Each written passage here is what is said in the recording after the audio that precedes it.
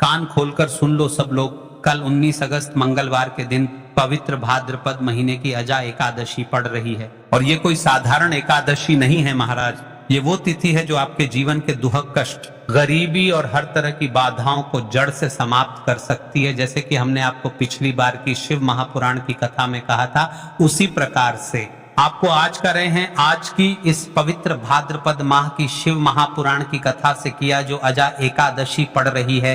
यह कोई साधारण एकादशी नहीं है, मात्र 108 चावल के दाने, यह उपाय आपके जीवन के भाग्य को बदल सकता है।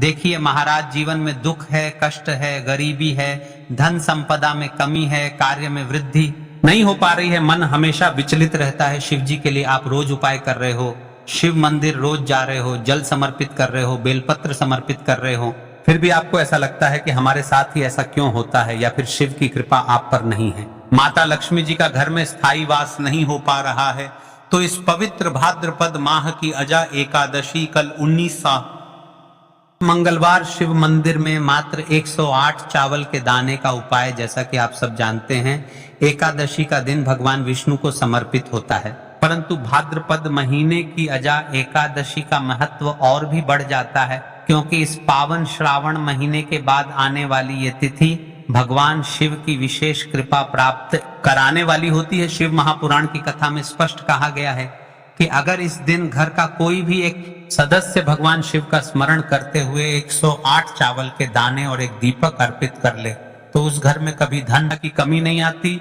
और माँ लक्ष्मी का स्थायी वास हो जाता है। सोचकर देखिए महाराज, हम रोज शिव मंदिर जाते हैं, जल चढ़ाते हैं, बेलपत्र अर्पित करते हैं, पूजा अर्चना करते हैं, लेकिन फिर भी लगता है कि जीवन में परेशानियां कम ही नहीं हो रही। ऐसे में भाद्रपद महीने की अजा एकादशी का दिन संजीवनी की तरह है। इस दिन मात्र 108 चावल के दाने और एक दीपक से जो चमत्कार होता है, वह पूरे वर्ष की तपस्या और उपवास से भी बड़ा फल देता है। ध्यान रखना, बस 108 चावल के दाने और एक दीपक।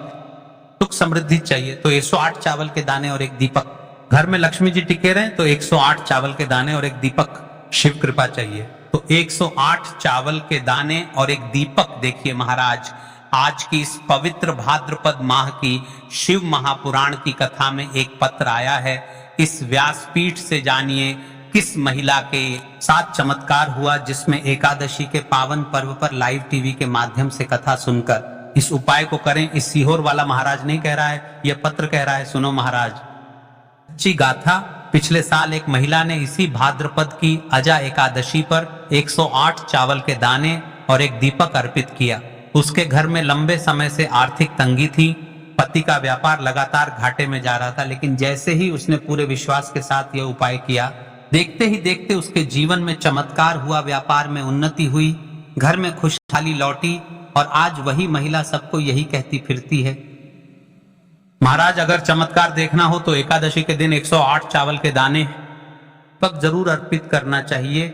इसलिए आपसे कहते हैं कि 108 चावल के दाने कोई साधारण नहीं होते। यह एक उपाय नहीं है, यह शिव को प्राप्त करने का एक तत्व है। इस एकादशी हम सब मिल मिलकर इस उपाय को करें। कहा जाता है कि इस दिन जब भक्त शिव स्मरण करते हुए 108 चावल के दाने और एक दीपक अर्पित करता है तो उसके जीवन के सारे दुख और दरिद्रता का नाश हो जाता है। नौकरी धंधे में प्रगति होती है, परिवार में सुख शांति आती है और सबसे बड़ा माता लक्ष्मी की कृपा स्थायी हो जाती है। भक्त चाहे कितनी भी कठिनाइयों से गुजर रहा हो, यह छोटा सा उपाय उसके भाग्य को पलटने की ताकत रखता है। पिछली वीडियो में जिन माता बहनों ने कमेंट किया था, आज वे लोग जान ले। अपनी राशि से जुड़ा भाग्य सबसे पहले और विशेष राशि है वृषभ और तुला राशि वालों के लिए यह अजा एकादशी बेहद कल्याणकारी रहने वाली है। वृषभ राशि वालों को रुके हुए धन की प्राप्ति होगी। तुला राशि वालों के घर में सुख शांति और नया अवसर आने वाला है। लेकिन ध्यान रखना महाराज, भी मिलेगा जब आप करेंगे 108 चावल के दाने और एक दीपक। तो देखिए, अब हम बात कर लेते हैं उसे विशेष उपाय के बारे में जो आपको अजा एकादशी पर करना है। तो अब दोस्तों, इस 108 चावल के दाने वाले उपाय को आखिर करना किसको है, सबसे पहले हम लोग वह बात जान लेते हैं। तो देखो, घर की जो बड़ी माताएं बहनें होती हैं, उन माताओं बहनों में से कोई भी एक बड़ी माता बहन इस वाले उपाय को कर सकती है। और दोस्तों, अगर आप चाहें तो अपने घर में से सभी सदस्यों को भी इस उपाय को करवा सकते हैं।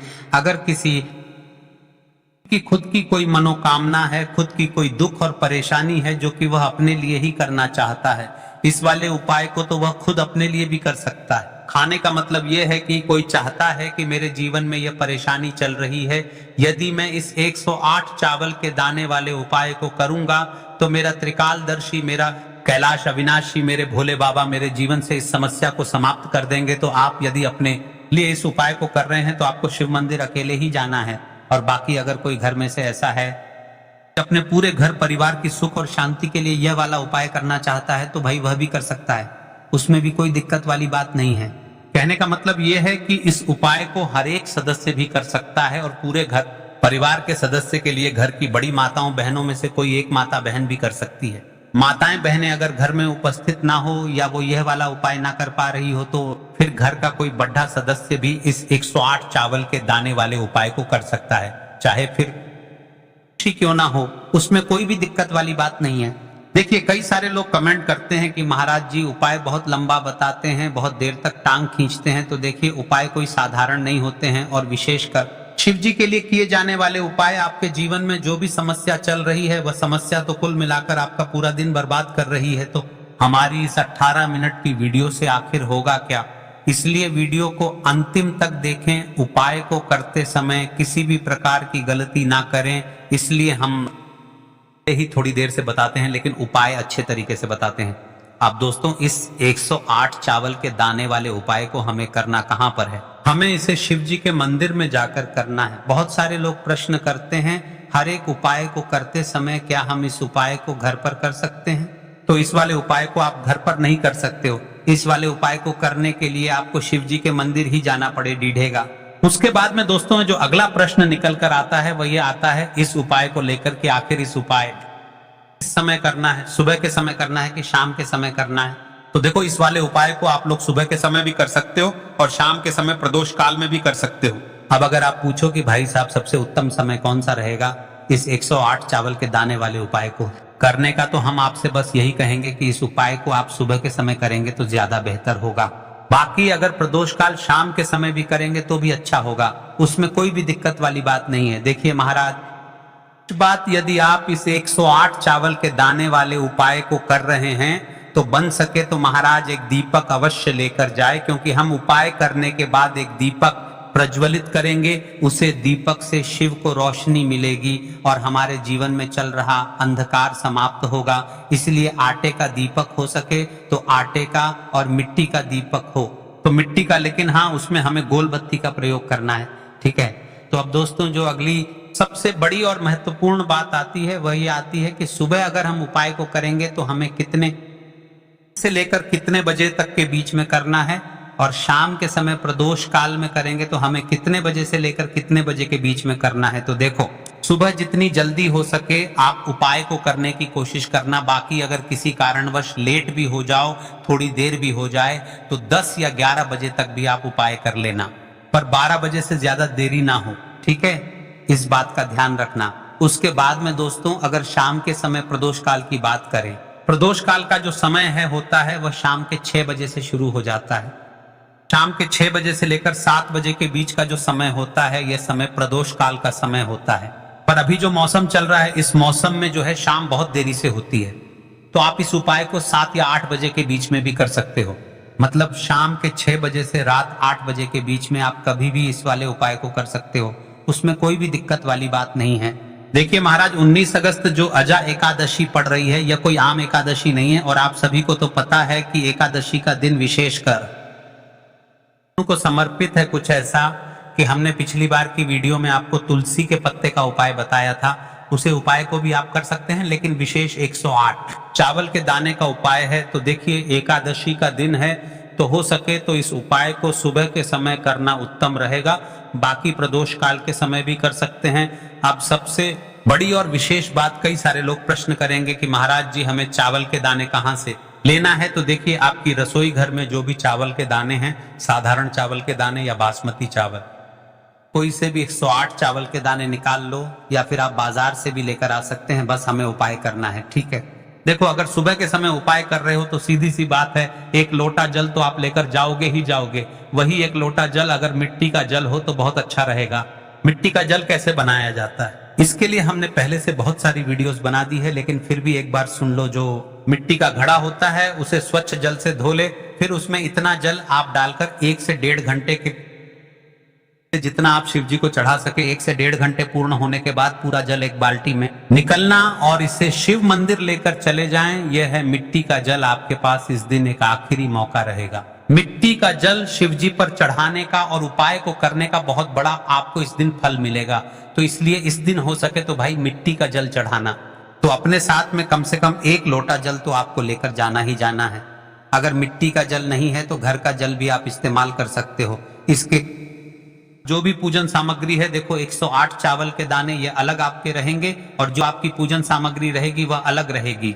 पूजन सामग्री में आप जो भी चीज लेकर जाना चाहे वह लेकर जा सकते हैं। उपाय को करते समय शुद्धता का विशेष रूप से ध्यान रखना, ठीक है। सुबह सुबह स्नान करने के बाद ही उपाय को करने की आप लोग तैयारी करना। उसके बाद अगर शाम के समय की बात करें तो शाम के समय आपको स्नान करने की जरूरत नहीं है, पर शुद्धता का ध्यान रखना है। आपको स्नान तो नहीं करेंगे, आप हाथ मुंह धोकर उपाय को शाम के समय प्रदोष काल में कर सकते हैं। इसमें कोई दिक्कत वाली बात नहीं है। तो आप अपने उपाय की पूरी सामग्री तैयार करके आपके पास ही में जो आपका शिव मंदिर हो वहां पर पहुंच जाइए। सबसे पहले शिव मंदिर में जाकर आप लोगों को उपाय नहीं करना है, पहले भगवान के दर्शन करना है, भगवान से आशीर्वाद प्राप्त करना है, फिर शिव जी की शिवलिंग के पास में आना है। शिवलिंग के पास में आने के बाद आप जो पूजन सामग्री लेकर आए हुए हैं, जैसे कि सुबह गए हुए होंगे तो 1 लोटा जल और जो भी पूजन लेकर आए हैं आप उनसे भगवान शिव जी की पूजन कीजिए। सबसे पहले तो 1 लोटा जल ही चढ़ेगा, उसके बाद में आपकी पूजन सामग्री चढ़ेगी। उसके बाद में अगर दोस्तों शाम के समय अगर आप इस उपाय को कर रहे हो तो अपने साथ में कम से कम एक जो दीपक है गोल बाती का, जो आप अपने साथ में लेकर गए हो, उस दीपक को मंदिर में जाकर अपनी माचिस से जलाना है और उस दीपक को शिवलिंग के पास में रखना है, ठीक है। दीपक को रखने के बाद ही आप लोगों को अपना यह वाला उपाय शुरू करना है और दीपक को ज्यादा पास में मत रखना। भी गर्मी पड़ रही है, भगवान शिव जी को आंच नहीं लगनी चाहिए, है ना।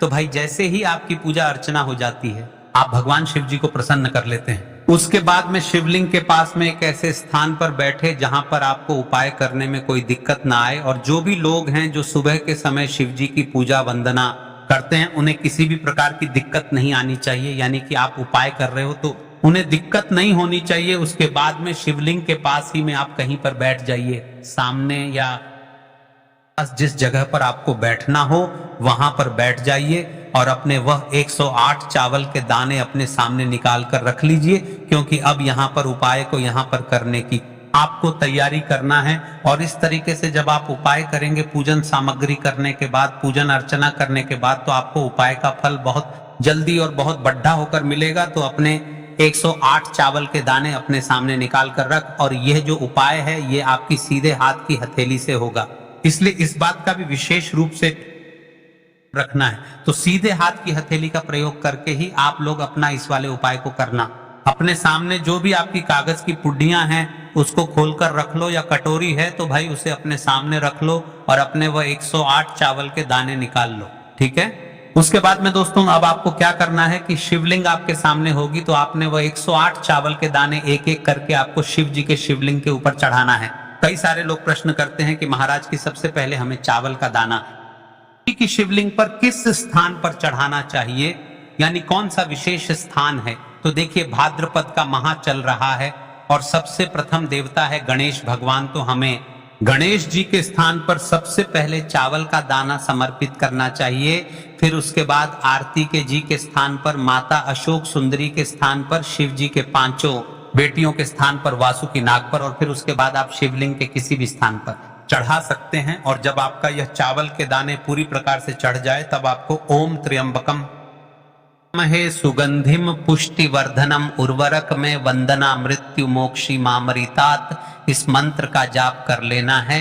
अब इसके पश्चात आपने जो दीपक लेकर गए हैं उसे दीपक को प्रज्वलित करें, उसे दीपक से शिव जी की शिवलिंग की आरती विधि करें, शिव जी का ध्यान करें और भगवान से प्रार्थना करते हुए बोले, है मेरे त्रिकालदर्शी, मेरे जीवन में जो भी दुख कष्ट चल रहे हैं उसे समाप्त करें।